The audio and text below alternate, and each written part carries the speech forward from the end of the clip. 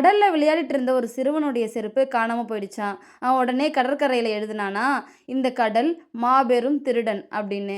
கொஞ்ச தூரத்துல ஒருத்தவர் மீன் பிடிச்சிட்டு இருந்தாராம். அவர் நினைச்சதை விடவும் அதிகமான மீன்லாம் வலையில மாட்டுச்சாம். அவர் கடற்கரையில எழுதினாராம், இந்த கடல் பெரும் கொடையாளிப்பா அப்படின்னு. அதே கடல்ல ஒரு மனுஷன் நீந்தறதுக்கு போய் மூழ்கி இறந்துட்டானா. அந்த பையன் மேல அதிகமா பாசத்துல இருந்த அவங்க அம்மா அந்த கடற்கரையில எழுதுனாங்களாம், இக்கடல் மக்களை கொன்று குவிக்கின்றது அப்படின்னு.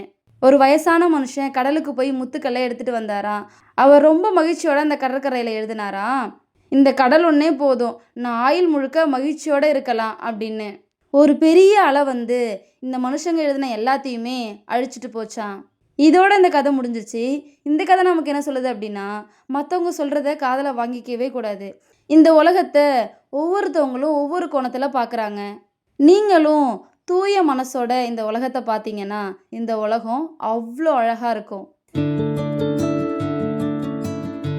ஒரு நாள் ஒரு மாலை நேரத்தில் ஒரு தாத்தா தன்னுடைய பேரனுக்கு நீதி கதைகளை சொல்லிக்கிட்டு இருந்தாராம். அப்போது நம்ம கிட்ட எப்பொழுதுமே ரெண்டு விலங்கு போன்ற குணங்களோட சண்டை நடந்துக்கிட்டே இருக்கும். ஒன்று நல்ல பண்பு, பாசம், நேசம், மனிதத்தன்மை, உண்மை போன்ற குணங்கள். இன்னொன்று கோபம், பொறாமை, பொய், தான் மட்டும்தான் எல்லாமே அப்படிங்கிற ஈகோ போன்ற குணங்கள் அப்படின்னு சொன்னாராம்.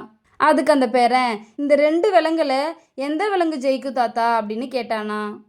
அதுக்கு அந்த தாத்தா, நீ எதுக்கு அதிகமாக உணவு போடுறியோ அதுதான் ஜெயிக்கும் அப்படின்னு சொன்னாராம். இதோட இந்த கதை முடிஞ்சிருச்சு. நம்ம எப்போதுமே நல்லதையே நினச்சி நல்லதையே செய்வோம். கண்டிப்பாக நல்லதே நடக்கும். அதை தான் இந்த கதை நமக்கு சொல்லுது.